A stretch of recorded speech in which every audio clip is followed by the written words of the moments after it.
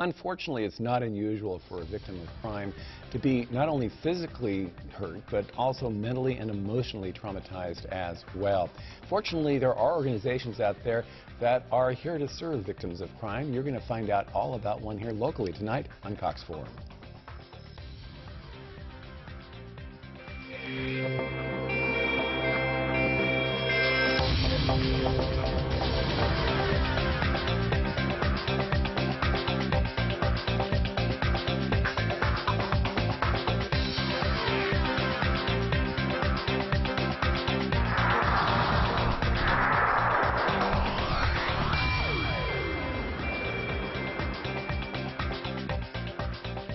Welcome to Cox Forum. Tonight, indeed, you're going to hear about Crime Survivors. That's an organization that's dedicated to helping crime victims at every level.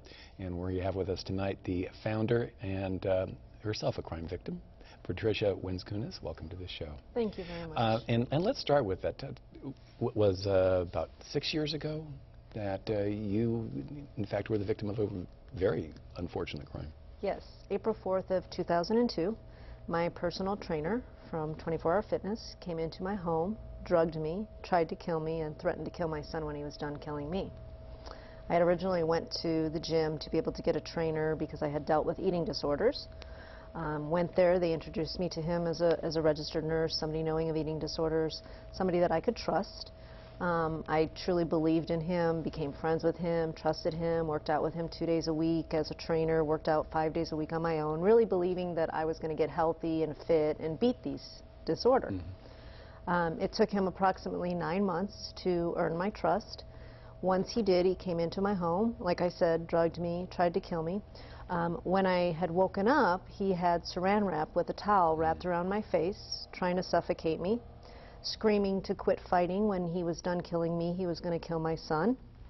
And I truly believe at that point that was my gift. I don't know what everybody else's faith is, but I believe at that moment, as hard as it is to remember those words and hear those words, my son is everything to me. And he is what I believe gave me the strength to fight, to be able to save my son, because I didn't want him to kill my son.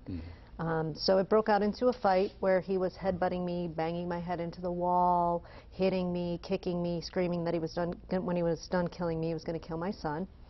I ended up jumping off of my 12-foot balcony into my kitchen in order to get away from him, and then eventually getting to a neighbor's home to call 911. Thank God somebody was able to get to my son, and then what I always say, then that's where the re-victimization really began for me, because I used to think it was like Law and Order or television shows that you see on TV, and it's just really not like that. He was charged with deliberate premeditated attempt at murder, burglary in the first degree, assault with a deadly weapon, and criminal threat. And through our legal system, he served approximately 120 days.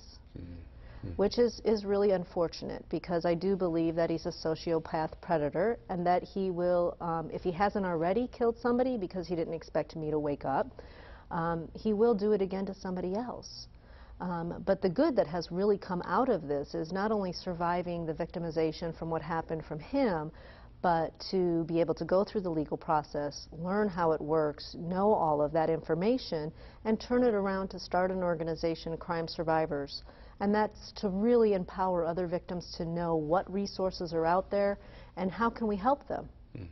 And so at the time, obviously, you didn't think it was a gift. At the time, I did not think it was a gift. I do now, almost 7 years later. I really do believe that. At the time, it was just unbelievable with the depression, the post-traumatic stress disorder. It was very, very difficult going through that process. And we're going to hear more about that process of her survival emotionally and mentally, and what she's doing to help others right after this.